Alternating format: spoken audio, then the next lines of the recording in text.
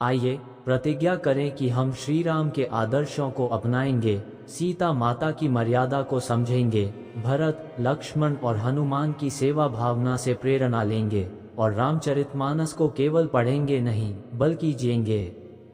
श्री रामचरितमानस केवल एक कथा नहीं, वह भक्ति का महासागर है।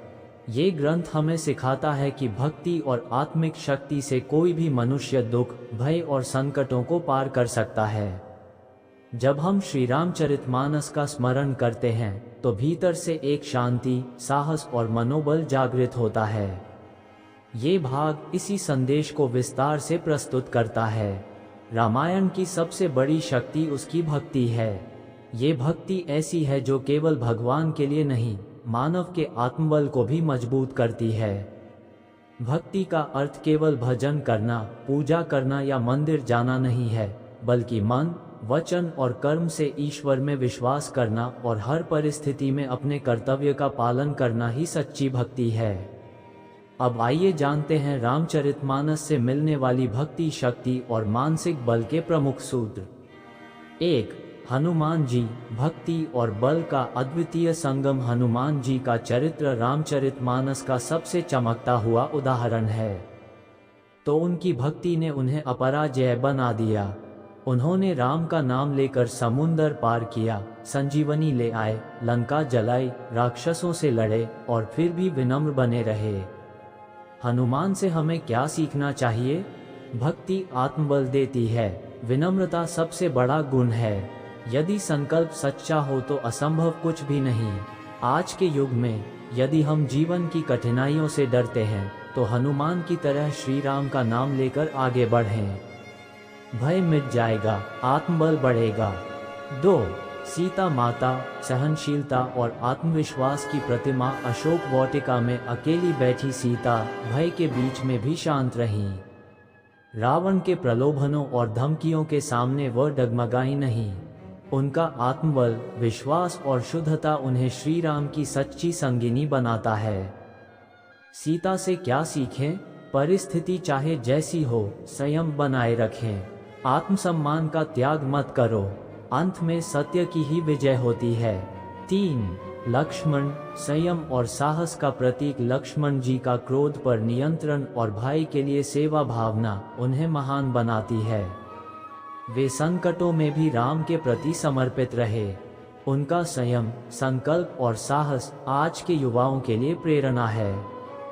4. तुलसीदास, भक्ति से जीवन परिवर्तन। तुलसीदास जी ने श्री राम के नाम का जाप कर अपना जीवन धन्य बना दिया।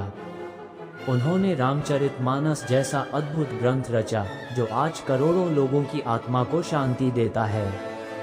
तुलसीदास से प्रेरणा। भक्ति आत्मा को स्वच्छ करती है, राम नाम से मनोबल बढ़ता है। राम कथा सुनना मानसिक शांति देता है। 5. राम, समता, सहनशीलता और आत्मनियंत्रण के प्रतीक। राम का जीवन किसी तपस्वी से कम नहीं। उन्होंने हर अपमान, संघर्ष, वियोग और युद्ध को अत्यंत संयम से झेला। राम का मनोबल भी उन्हें मर्यादा पुरुषोत्तम बनाता है। उनसे हम क्या सीखें? परिस्थिति चाहे जैसी हो, लक्ष्य से मत डिगो। किसी के भी साथ अन्याय न करो। स्वयं पर नियंत्रण रखो, तभी दुनिया का नेतृत्व कर सकोगे। 6. राम नाम का जाप, मन की शांति और शक्ति का स्रोत। रामचरितमानस में बार बार राम नाम की महिमा गाई गई है। राम नाम मणि दीप धरु जीह देहरी द्वार, तुलसी भरोस राम को, सहज करे जू सुहाए। इन पंक्तियों में छिपा है मानसिक शांति का रहस्य। राम नाम का जाप हर संकट से उबारता है। जब मन टूट जाए, जब कोई रास्ता न दिखे, तब बस राम राम कहो, समाधान मिलेगा। 7. संकट मोचन हनुमान, भय से मुक्ति का प्रतीक। आज के दौर में जहां मानसिक तनाव, डिप्रेशन और अकेलापन बढ़ रहा है, हनुमान चालीसा का नियमित पाठ और रामचरितमानस का श्रवण आत्मा को नया जीवन देता है। भूत पिशाच निकट नहीं आवे, महावीर जब नाम सुनावे। इस एक चौपाई में ही शक्ति है कि बुरे विचार, बुरे प्रभाव और डर पास भी नहीं आएंगे। 8. राम कथा सुनने के लाभ, मन, शरीर और आत्मा के लिए अमृत। मन को शांति मिलती है, विचारों में पवित्रता आती है, आत्मबल जागृत होता है, नकारात्मकता दूर होती है, स्मृति और ध्यान बढ़ता है। 9. राम राज्य, मानसिक संतुलन और सामाजिक समरसता का आदर्श। राम राज्य केवल एक कल्पना नहीं, बल्कि मनुष्य के भीतर संतुलन, सेवा और सत्य का प्रतीक है।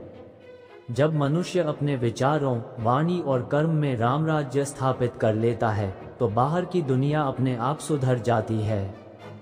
10. व्यावसायिक जीवन में रामचरितमानस की भूमिका। लक्ष्मण से अनुशासन, भरत से नेतृत्व, राम से नैतिकता, हनुमान से समर्पण, विभीषण से सत्य का साथ, रावण की भूलों से सीख। इन सब को अपनाकर कोई भी व्यक्ति अपने कार्य क्षेत्र में श्रेष्ठ बन सकता है। अब बात करते हैं भक्ति शक्ति को बढ़ाने के उपाय। चेक मार्क प्रतिदिन 5 मिनट राम राम जप करें। चेक मार्क सप्ताह में एक बार रामचरितमानस का श्रवण करें। चेक मार्क हनुमान चालीसा का पाठ करें। चेक मार्क हर संकट में संकट मोचन से प्रार्थना करें। चेक मार्क परिवार में राम कथा या राम नाम का माहौल बनाएं। चेक मार्क गलत विचारों पर नियंत्रण रखें। चेक मार्क दूसरों की सेवा में आनंद खोजें। भक्ति शक्ति और मनोबल बढ़ाने के राम मंत्र। राम नाम मन को शांत करता है, रामचरितमानस आत्मा को मजबूत करता है, हनुमान संकट से बचाते हैं, सीता सहनशीलता सिखाती हैं, भरत सेवा की राह दिखाते हैं, लक्ष्मण संयम सिखाते हैं, शबरी प्रेम सिखाती है, तुलसीदास हमें जुड़ने की राह दिखाते हैं। निष्कर्ष कंक्लूजन, रामचरितमानस एक जीवित शक्ति है। ये ग्रंथ हमारी आत्मा को पोषण देता है, मन को शांत करता है और आत्मबल को जागृत करता है। जो व्यक्ति इसके गूढ़ संदेशों को अपने जीवन में उतार लेता है, उसका जीवन संकटों से परिपूर्ण होकर भी सुंदर बन जाता है। तो आइए भक्ति की शक्ति को पहचानें, मनोबल को जागृत करें, फोल्डेड हैंड्स और रामचरितमानस को केवल पढ़ें नहीं, जिएं। जब राम वहां पहुंचे तो शबरी ने उन्हें प्रेम से बेर अर्पित किए। पहले वो उन्हें चखती थी कि कहीं खट्टे या कच्चे न हों। ये देख लक्ष्मण थोड़े चकित हुए, लेकिन श्री राम ने उन्हें स्नेह से ग्रहण किया और कहा, प्रेम से बढ़कर कोई भेंट नहीं होती। ये घटना हमें ये सिखाती है कि प्रभु भाव के भूखे हैं, सामग्री के नहीं। इसके बाद राम को पता चलता है कि रावण ने छल से सीता का अपहरण कर लिया है। ये दृश्य अत्यंत करुण है। राम विलाप करते हैं, वृक्षों और पशुओं से सीता के विषय में पूछते हैं। यह एक पति का नहीं, एक सच्चे प्रेमी का हृदय विदारक चित्रण है। आगे चलते हुए राम और लक्ष्मण की मुलाकात होती है सुग्रीव और हनुमान से। हनुमान जी ने पहली बार जब राम से भेंट की, तभी उन्होंने जान लिया कि यही वो स्वामी हैं जिनकी उन्हें प्रतीक्षा थी। हनुमान जी की भक्ति, सेवा और बुद्धिमत्ता अद्वितीय थी। राम ने उन्हें अपना स्नेह दिया और वही क्षण से वे श्री राम के सबसे प्रिय सेवक बन गए।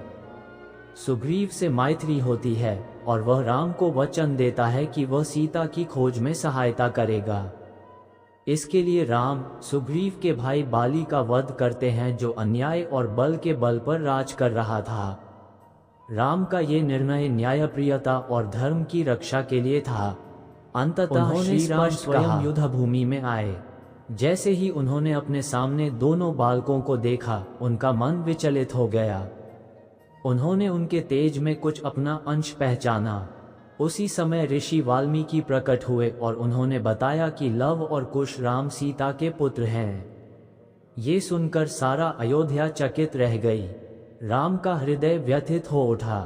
उन्होंने सीता को अयोध्या बुलवाया और सबके सामने उनका सतीत्व पुनः सिद्ध करने का आग्रह किया।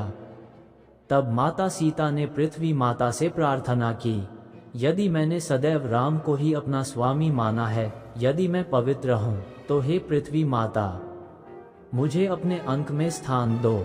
और उसी क्षण पृथ्वी फटी, सिंहासन प्रकट हुआ और सीता माता उसमें समा गईं। ये दृश्य अत्यंत मार्मिक था। राम मौन खड़े रहे। उनका हृदय विदीर्ण हो गया, परंतु उन्होंने किसी को दोष नहीं दिया। यह एक राजा, एक पति और एक धर्मात्मा का असहनीय त्याग था। अब राम ने अपना जीवन